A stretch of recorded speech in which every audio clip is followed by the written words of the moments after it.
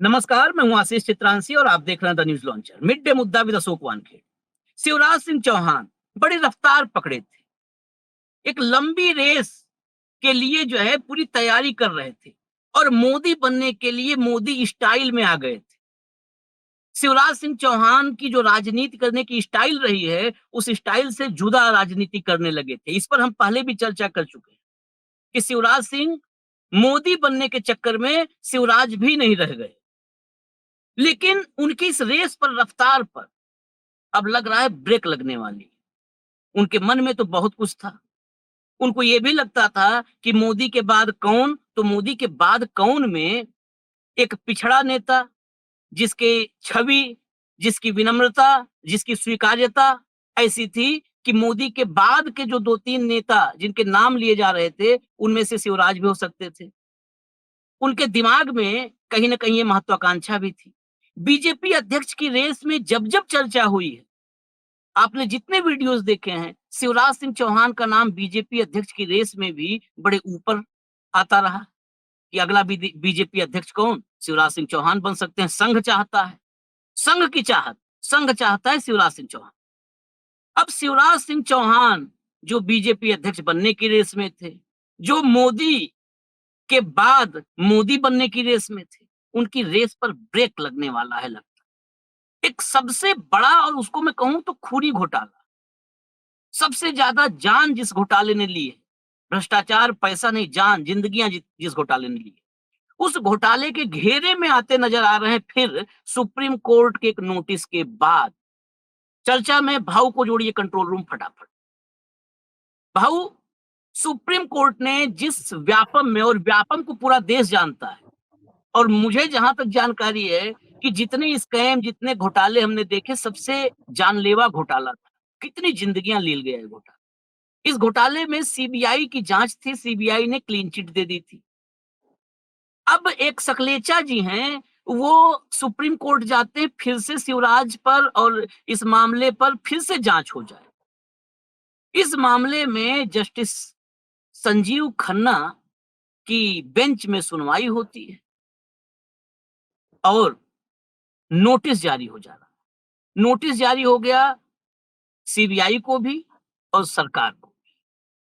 क्या जो रेस थी, बड़ी रफ्तार पकड़ी थी शिवराज सिंह चौहान ने, उस रफ्तार पर ब्रेक लगने वाली है? हालांकि ये तो नोटिस सुप्रीम कोर्ट का है, सुप्रीम कोर्ट के नोटिस पर नहीं कोई सवाल है, लेकिन जो कुछ भी हुआ, कई बार जाने अनजाने किसी के ग्रह खराब होते हैं।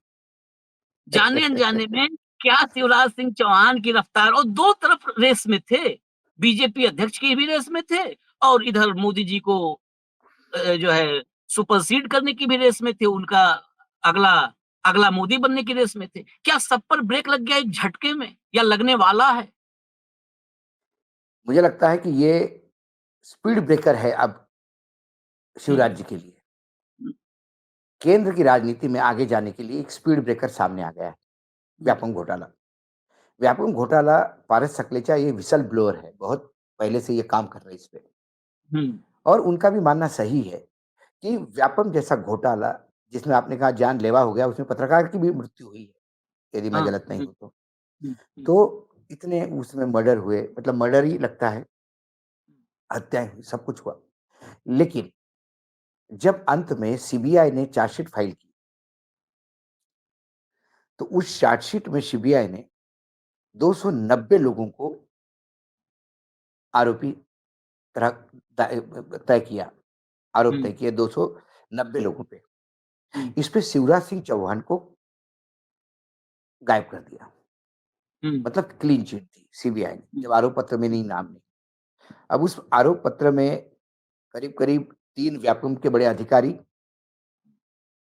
2 रैकशीटर, 17 बिचौलिए, हम्म, 297 पेपर सॉल्वर, जो पेपर छुड़वाने हम्म, के लिए बैठते हैं, मुन्ना भाई एमबीबीएस टाइप, और हम्म, 170 के आसपास स्टूडेंट, अभिभावक जो पेपर खरीदे, ये बहुत सारे लोग।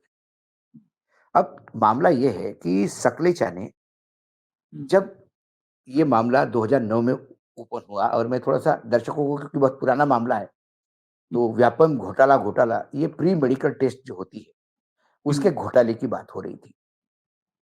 और जब सकलेचा ने इसको बाहर निकाला 2009 से, तो 9000 जुलाई 2009 में ये घोटाला बाहर मतलब घोटाले के बारे में चर्चा होना शुरू हो गई। 17 दिसंबर 2009 को एक जांच कमेटी बैठी। हम्म, लेकिन आप इमेजिन करिए 17 दिसंबर मतलब ऑलमोस्ट 10 मतलब दो 2010 ही समझिए आप। हम्म, तो 2010 से 2013 तक इस पे कोई कार्यवाही नहीं हुई। हम्म, 2013 तक कार्यवाही नहीं हुई और व्यापम घोटाला कंटिन्यू रहा। हम्म, खासियत ये है। तो ये व्यापम घोटाले का जो स्पैन है वो 10 साल का है। हम्म, 10 साल का लगातार घोटाला होता रहा। अब उसमें क्योंकि इतने बड़े पैमाने पे होते हैं और मुख्यमंत्री क्यों? उसका एक कारण है। शिवराज सिंह चौहान मुख्यमंत्री के तौर पे उच्च शिक्षा विभाग के भी मंत्री थे। व्यापम उनके अंडर आ रहा था। कोई भी छोटा बच्चा भी बता देगा कि 10 साल तक इतना बड़ा घोटाला चलता रहा, जिस घोटाले में कई जानें चली गई।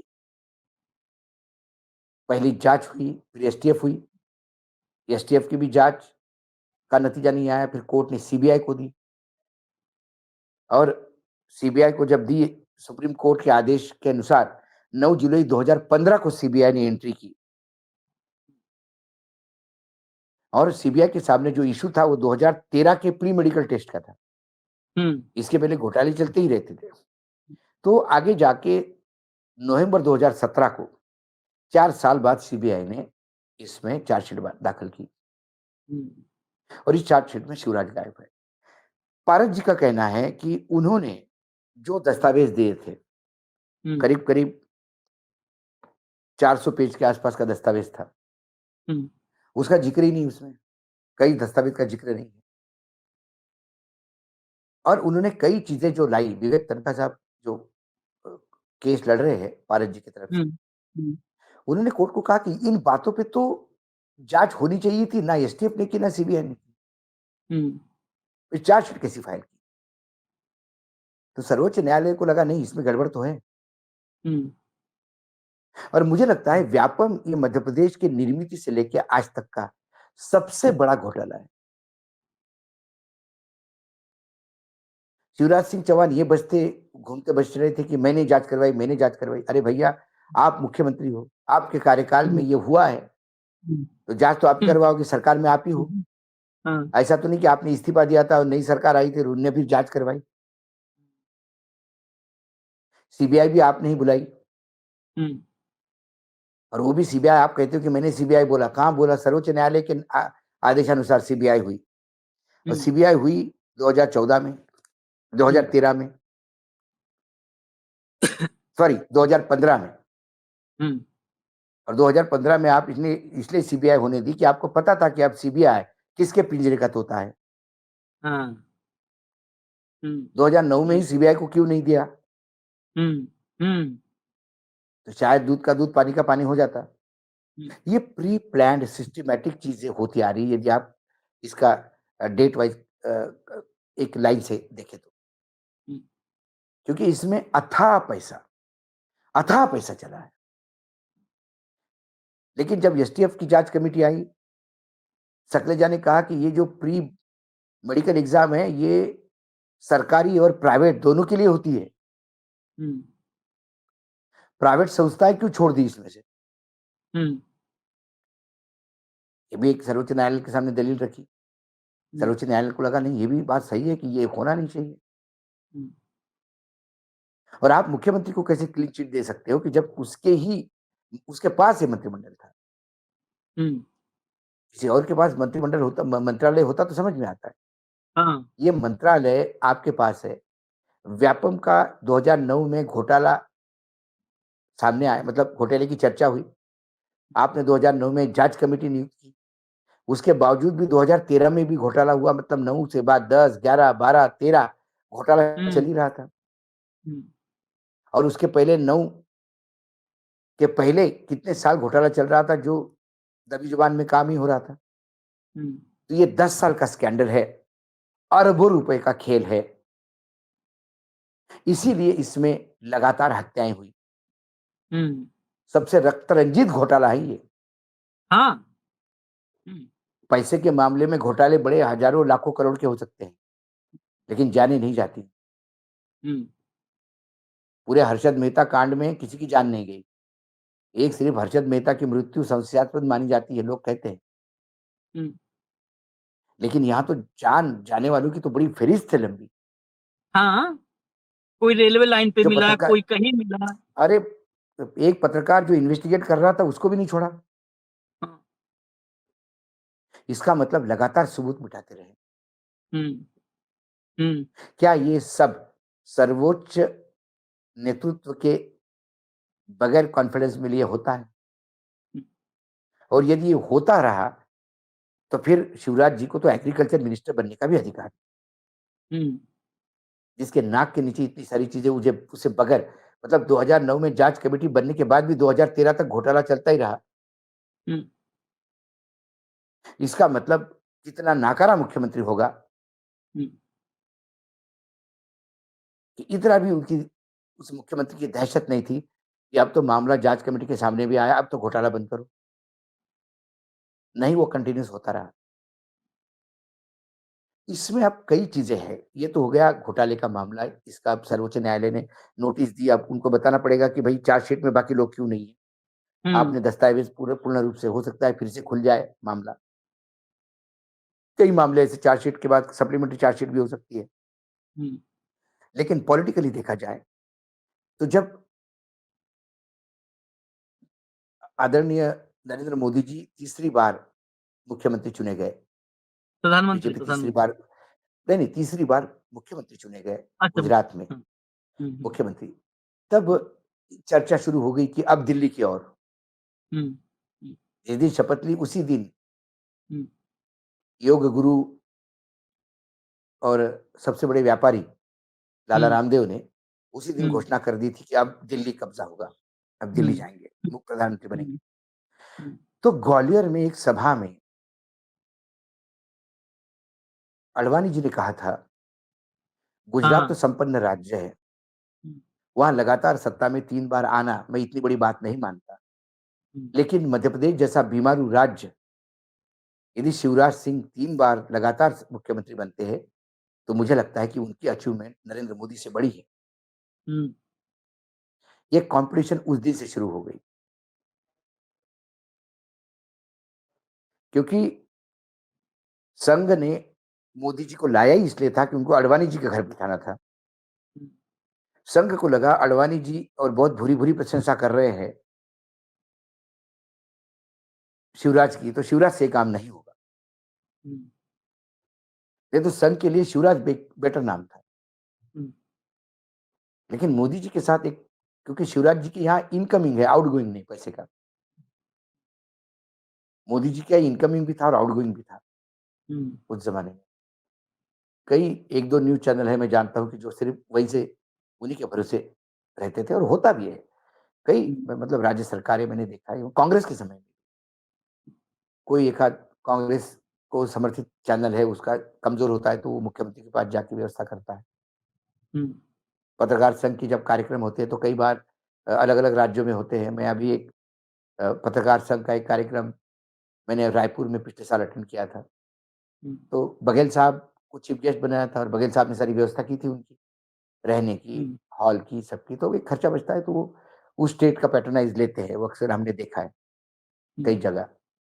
प्रेस क्लब ऑफ इंडिया में जब हम बॉडी में भी थे और जब थे वहाँ पे एग्ज़ीक्यूटिव में भी, तो कई मुख्यमंत्रियों को बुलाया जाता था कि आप आइए, बैठिए, पत्रकारों से संवादित करिए और पत्रकार इस हमारी ब ब बिल्डिंग बनी है प्रेस क्लब की तो कुछ दे के जाइए, तो वो देते थे। भाई इसको एक गिव एंड टेक वाला मामला होता है, हर अलग-अलग लोगों की अलग-अलग मंशा होती है, उस हिसाब से ये काम होते हैं। तो तब शिवराज सिंह चौहान के यहाँ आउटगोइंग नहीं था, इनकमिंग था हुँ, बस। और शिवराज इसलिए पीछे पड़ गए रेस में। जब मोदी जी आए तो पहले टर्म में वो शिवराज को उसके बाद घर ही भेजते। लेकिन जब चुनाव का मामला आ गया तो कोविड आ गया। हुँ, कोविड की उस समय एक एक्सपीरियंस आदमी चाहिए था जो लगातार 3 बार मुख्यमंत्री बना, उसको फिर से कोविड के टाइम पे मुख्यमंत्री का चांस मिला। हुँ, उस टाइम पे भी वो कुछ दिनों के बाद जाने वाले हैं, कुछ दिनों के बाद जाने वाले, करते-करते 5 साल उन्होंने पूरे किए। हुँ, लेकिन उसके बाद जो चुनाव हुए, तो बाकायदा बीच में वो चुनाव हारे भी, फिर वापस आ गए। उस जब वापस आने की बात कर रहा हूँ, जब मैं सत्ता परिवर्तन हुआ, कांग्रेस सत्ता में आई, फिर 1 साल बाद फिर बीजेपी ने वहाँ पे दल-बदल करवा के सरकार बनाई। तब भी कई लोगों के नाम थे, लेकिन फिर कोविड की वजह से शिवराज जी को चांस मिला। शिवराज जी ने भली-भाँति राज्य सँभाला, जैसा चाहता है वैसे, जैसे मोदी जी चाहते हैं वैसे राज्य चला। वहाँ गुजरातियों का बोलबाला था कई हुँ, जगह पे, वो अपना शांत रहे। लेकिन उसके बाद मोदी जी ने उनको घर बिठाया। हुँ, लेकिन शिवराज जी की एक अच्छाई ये थी कि वो उनको पता था कि उनको मुख्यमंत्री नहीं बनना है। लेकिन उन्होंने थ्रोइंग द विकेट जैसा कहते हैं क्रिकेट में, कि आप इतने थक जाते हो कि आप अपना विकेट खुद ही दे देते हो। हुँ, शिवराज जी ने ऐसा नहीं किया। शिवराज जी ने ये मालूम होते हुए वो मुख्यमंत्री नहीं बनेंगे, दिन-रात मेहनत की पार्टी सत्ता में लाने के लिए। और यदि मोहन यादव आज मुख्यमंत्री बने हैं और उनको लगता है उनकी इतना बड़ा बहुमत है, तो उसकी पूरा श्रेय मामा को जाता है, यानी शिवराज को जाता है। तो शिवराज की वो चीज़ देखते हुए शिवराज को लोकसभा लड़ाया ये बोल के कि आपको बहुत इज़्ज़त से बड़ी जगह दी जाएगी। हुँ, शिवराज ने फिर जोर लगाया लोकसभा में और 29 की 29 सीटें ले आए। इसका भी हुँ, क्रेडिट मैं मोहन यादव जी को नहीं देता क्योंकि वो मुख्यमंत्री बने ही थे। नए-नए मुख्यमंत्री बने थे, जिनको अपने टिकट के लाले पड़े हुए थे, वो टिकट मिला, हाँ, फिर वो जीतने भी बड़े मुश्किल से जीते हैं उज्जैन से। उसके बाद एकदम मुख्यमंत्री बने और लोकसभा के चुनाव सर पे आ पड़े। फिर शिवराज ने ताकत से मेहनत करके 29 सीटें लाई, तो उन्हें एग्रीकल्चर मंत्री बनाया गया। और क्योंकि केंद्र में 240 पे बीजेपी आ गई थी, तो बीजेपी को ये भी डर था कि कहीं विद्रोह नहीं हो जाए। हुँ, तो विद्रोह के समय यदि शिवराज खड़े हो गए और शिवराज के पीछे 29 सीटें खड़ी हो गई, तो बहुत प्रॉब्लम हो हुँ, जाएगा। हुँ, इसलिए शिवराज को विश्वास मिल गया। एक तरह राजनाथ सिंह को विश्वास मिल गया, ताकि जो-जो बड़े नाम हैं, उनको अभी से विश्वास में लो। हुँ, तो राजनाथ और शिवराज बिल्कुल अभिभूत हुए मंत्री बनने के बाद। हुँ, और फिर राजनाथ जी ने तो ये अनाउंस कर दिया कि 2029 के चुनाव भी नरेंद्र मोदी जी के ही नेतृत्व में होंगे। हुँ, उन्हें आगे का 2029 के बाद का भी प्रधानमंत्री उन्हें घोषित कर दिया। हुँ, शिवराज भी मोदी चालीसा पढ़ने में सबसे आगे दिखने लगे। इसी बीच अध्यक्ष पद, इसी बीच प्रधानमंत्री कौन होगा अगला, हू आफ्टर मोदी का सवाल उठने लगा। हुँ, तो फिर जो नाम चले उसमें शिवराज का भी नाम बहुत ज़्यादा ऊपर था, राजनाथ से भी ऊपर था। फिर अध्यक्ष पद के लिए तो बोला शिवराज बन सकते हैं। शिवराज प्रधानमंत्री के भी उम्मीदवार हो सकते थे। हुँ, शिवराज अध्यक्ष भी बन सकते थे आशीष जी। हुँ, संघ शिवराज पे विश्वास रखता, क्योंकि शिवराज ने काम बहुत किया, संघ का भी काम किया। मध्य प्रदेश ऐसा एक राज्य है, जहाँ सारी कानून की मतलब जो वो विधा होती है, प्रोसेस ऑफ अपॉइंटमेंट, हुँ, हुँ, और वो अपॉइंटमेंट पे कौन वहाँ कहाँ कौन-सा व्यक्ति किस क्वालिफ़िकेशन का वहाँ जा सकता है, कि उसके जो क्वालिफ़िकेशन होता है उस पोस्ट का, वो सब जगह वायलेट करते हुए संघ के लोगों को बिठा दिया गया, बड़े-बड़े पदों पे। तो हुँ, संघ भी खुश था। लेकिन जैसा इन्होंने मोदी चालीसा पढ़ना शुरू किया, संघ थोड़ा कॉशियस हो गया। हुँ, संघ को ये लगने लगा कि यदि कल शिवराज जी का नाम सामने आने के बाद यदि संघ साथ देगा, तो फिर मोदी जी का ही रबर स्टैम्प एक फिर अध्यक्ष बनेगा। हुँ, तो ये तमाम बातें हैं जिसकी वजह से शिवराज का नाम उछल रहा था। तो अब संयोग से कहो या आप जैसा देखिए, हम तो पहले ही कह रहे थे कि न्यायपालिका पे तो हमारा पूरा विश्वास है। वही एक हुँ, आशा की किरण है। लेकिन हुँ, न्यायपालिका में भी कुछ ऐसी जगह है, कई बड़े-बड़े अ, विधिज्ञ अपने यहाँ आते हैं चैनल पे कई हुँ, बार। बड़े-बड़े वकीलों ने, सुप्रीम कोर्ट के वकीलों ने जिनका नाम है, उन्होंने नाम लेते हुए कहा कि साहब हाँ, ये डाउटफुल केसेस है। इस बेंच में हुँ, हमेशा प्रताड़ित होता है। ईडी का आरोपी फिर से ज़्यादा प्रताड़ित होता है न्यायपालिका में। तो ये तमाम चीज़ें थी। तो कोई भी डिसीजन आता है तो आजकल लोग कई एंगल से देखते हैं, हम भी उसको विश्लेषित कई एंगल से करते हैं। तो एक एंगल तो ये भी मिलता है, सब देखते हुए, कि कहीं इनकी अभिलाषा, इनका नाम चलना हू आफ्टर मोदी में कहीं उनके लिए रोड़ा तो नहीं बन गया? हम्म, तो डिसीजन ऐसा आया। दूसरा, न्यायपालिका ने कहीं न कहीं इस तोते को पिंजरे से बाहर लाने का प्रयास तो नहीं किया, कि आप पिंजरे से बाहर आ जाइए। प्रॉब्लम ये हो रही है कि सीबीआई, ईडी ये पिंजरे के तोते हो गए। मालिक बदलता है पर कोई पिंजरा नहीं खोलता। जो भी आता नहीं, है वो पिंजरे का भरपूर उपयोग कर लेता है। पिंजरा पिंजरा मानने को तैयार नहीं है। कांग्रेस के समय में, कांग्रेस की सरकार में पहली बार पिंजरे का तोता बोला था सुप्रीम कोर्ट ने। लेकिन अभी हाल में ही एक मामले की सुनवाई क्या, अरविंद केजरीवाल से हाँ, पहले समझ उनके राव साहब का, केसीआर की बेटी कविता के मामले पे सुनवाई थी। और उसी मामले में टिप्पणी आई थी कि जो है ये पिंजरे का तोता है और इस तोते मतलब इसे निष्पक्ष होकर काम काम करना चाहिए। इस बात पर सबसे ज्यादा कौन भड़का पता है भाऊ? जगदीप धनखड़ साहब। उन्होंने एक हुँ, कार्यक्रम में बकायदा सुप्रीम कोर्ट को मतलब एक तरीके से हिदायत दी। कहा कि नहीं, आप एजेंसियों पर ऐसे कह करके आप विश्वास न पैदा करिए। सभी एजेंसियां बिल्कुल स्वतंत्र हैं और संवैधानिक रूप से काम कर रही हैं। ये धनखड़ साहब ने स्टेटमेंट सुप्रीम कोर्ट को हिदायत दी उन्होंने। इनडायरेक्टली एकदम इस मामले पर कि नहीं, ये तोता कह के आप एजेंसियों के प्रति अविश्वास पैदा कर रहे हो। और उसके बाद फिर आगे तो मोदी चालीसा भी थी कि मोदी जी ने इस देश को गौरवशाली बना दिया। मोदी जी के नेतृत्व में ये देश कहाँ से कहाँ पहुंच गया। खैर, धनखड़ साहब का इस मामले में तो एक विशेषज्ञता है। और फिर मैं वही छेड़ देता हूँ, ताल के सैन्य स्कूल के हैं तो अपनी बात मत मत मत छेड़ा करो आशीष। बिना अपमानित लाख ही रुपए होते हैं, के। हम भी स्कूल के हमारे बहुत सीनियर हैं। अभी मैं सैनिक स्कूल के कुछ इनके साथ बैठा हुआ था। हमारे टीचर हम्म, थे सैनिक स्कूल के, अभी रिटायर्ड हो गए हैं, दिल्ली में है रिटायर्ड। उनका बेटा मेजर जनरल करके अभी भी रिटायर्ड हो गया है। तो हम्म, कुछ सैनिक स्कूल के विद्यार्थी मेरे बैचमेट्स आए थे दिल्ली किसी काम से। तो उन्होंने कहा कि चलिए सर से मिलते हैं, तो हम सर के घर गए थे। तो सारी पुरानी-पुरानी बातें हो गई थी, सारे पुराने सीनियर्स से सर ने ज़िक्र किया तो जिसके पास नंबर थे सर से बात करवाई उन्होंने। तो वो अलग फ्रेटर्निटी है। हम्म, और सबको सर ने कहा कि वो अपनी ज़िंदगी के बारे में कह रहे थे कि उन्हें जर्मनी जाने का चांस आया था हम्म, ग्रेजुएशन के बाद, हम्म, आगे की एजुकेशन के लिए। 2 लोगों का चयन हुआ था। यूनिवर्सिटी ने स्कॉलरशिप दी थी, जर्मन यूनिवर्सिटी ने पूरी स्कॉलरशिप हम्म, आने-जाने के खर्चे के साथ।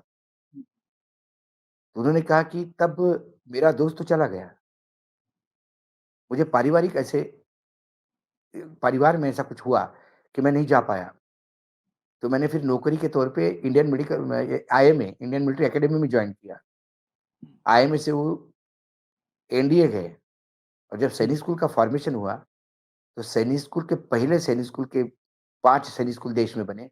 उसमें वो हमारे सहानी सर, उस 5 सैनिक स्कूल में से सातारा के सैनिक स्कूल की नींव डालने वाले वो हैं। वो पुरानी हम्म, बातें सब बता रहे थे।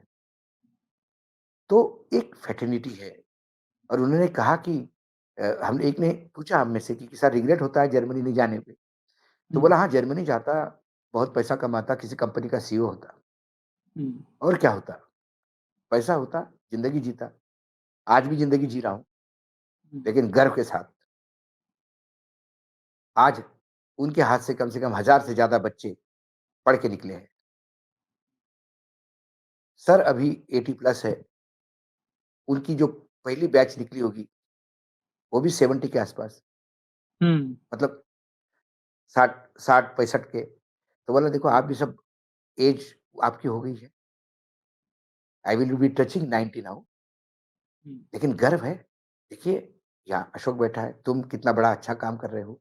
किसी शहर में जाता हूँ, कोई आईजी आता है, कोई सेक्रेटरी आता है गाड़ी लेके, नहीं सर ये लाल दिए की गाड़ी में आप घूमोगे। फिर पता पड़ता है अच्छा ये मेरा स्टूडेंट था। हम्म, तो बोले मेरी संपत्ति पूरे देश में बिखरी हुई है भाई। यहाँ पे हम्म, ज़रा मेरे मुँह से कुछ निकले तो उसको परफ़ॉर्म करने वाले या उसकी उस आदेश को पालने वाले हज़ार बच्चे हैं। मैं किसी शहर में जाऊँ तो पता पड़ता है कि सर आ रहे हैं तो ऐसा रिसेप्शन मिलता है कि जैसा किसी मंत्री को मिल रहा है। तो ये फ्रैटर्निटी है, तो उस फ्रैटर्निटी का एक आदमी 90 कोण में झुक के या तो उसकी कुछ पीठ में प्रॉब्लम है, क्योंकि मेरे संडे स्कूल में तो हमने कहा आपको 10 साल की उम्र में एक ही बात मार-मार के सिखाई जाती है, वो कि नेक और कॉलर हुँ, साथ में होनी चाहिए। हुँ। तो प्रॉब्लम वो है।